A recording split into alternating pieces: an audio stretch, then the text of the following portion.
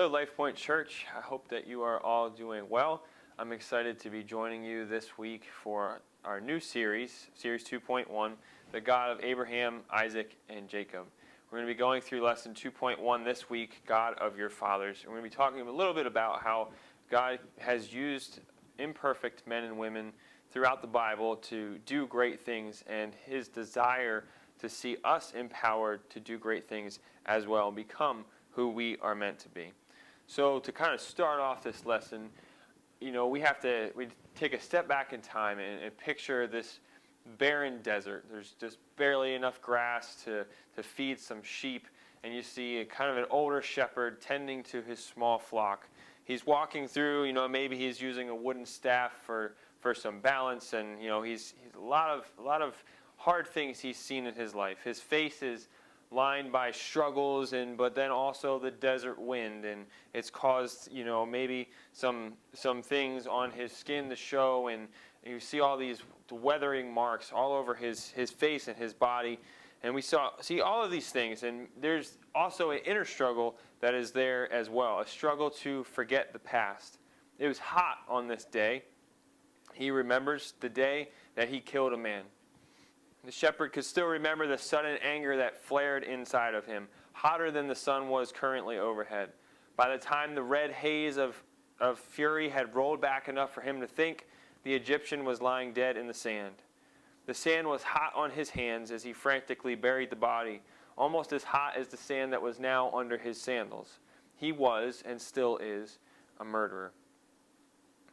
Then comes the memory of how his own people rejected him.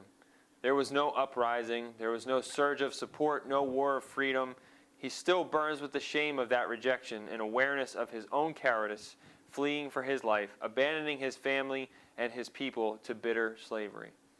As if in answer to his burning thoughts, a twisted bush growing amid the rocks at the base of a mountain suddenly bursts into flame. The man startles. He looks to the sky for some sign of lightning, but the sky is maybe a hard, cloudless blue from horizon to horizon. The fire crackles and flares in the hot breeze, yet the leaves and the branches, they don't appear to shrivel or burn or blacken or anything. And he says, I will now turn aside and see this great sight. Why is this bush not burning?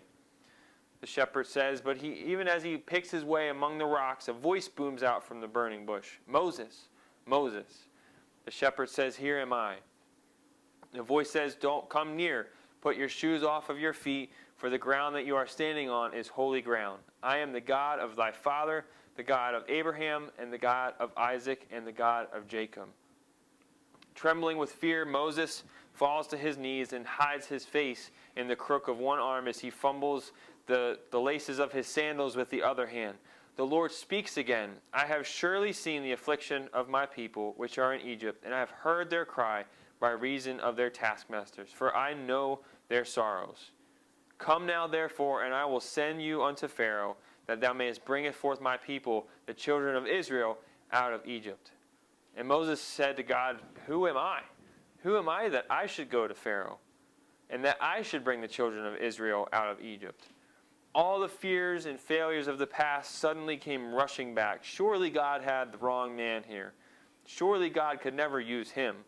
But it was not an accident or a mere formality that led God to describe himself to Moses as the God of Abraham, Isaac, and Jacob.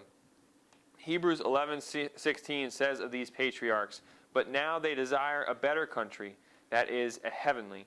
Wherefore God is not ashamed to be called their God, for he has prepared for them a city. God was not ashamed to be called Abraham, Isaac, and Jacob's God. Despite the numerous failings of those three very human men, for centuries this remained one of God's most favorite ways to describe himself. And so that day at the burning bush, as God spoke these words to Moses, God was not just identifying himself, God was also reminding a deeply flawed and seemingly forgotten fugitive that God had a history of using flawed and fallible men.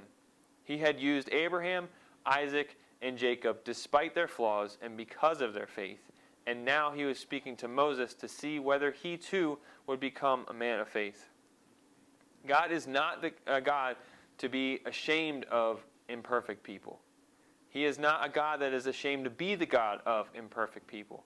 Just as God used Abraham, Isaac, and Jacob to remind Moses that he uses imperfect people, so God uses all of these men today to remind us that we have to have faith despite our failings. God can empower us to accomplish incredible things for him.